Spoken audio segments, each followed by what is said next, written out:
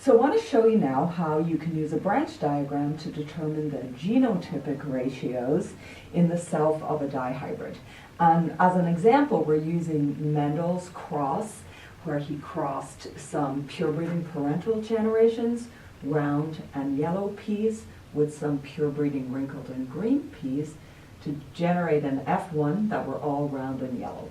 So if you are asked for the genotypic ratios in this self of a dihybrid, here's how you would do that cross. So we like to go ahead and just write the parents up here. And remember, I described previously how because these genes are on separate chromosomes, we may treat them as independent events. So we can deal with each gene pair separately.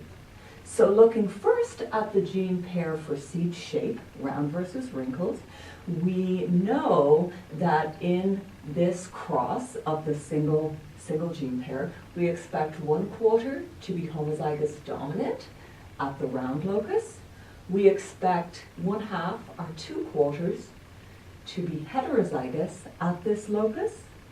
And we expect 1/4 to be homozygous recessive at this locus.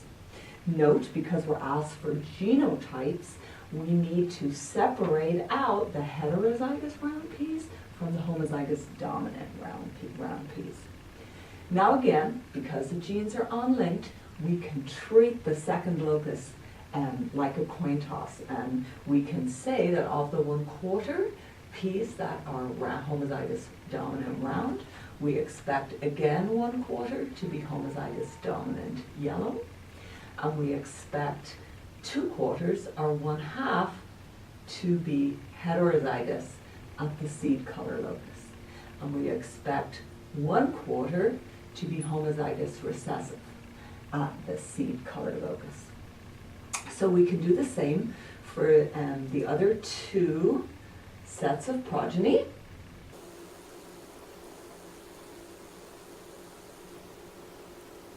So because these are independent events, to get the total proportion of peas that are homozygous dominant at both locus, we simply multiply both of these across, which is going to give us 1/16 peas that are homozygous dominant at both loci.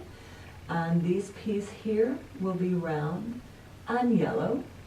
And we can do the same for all of the other peas here.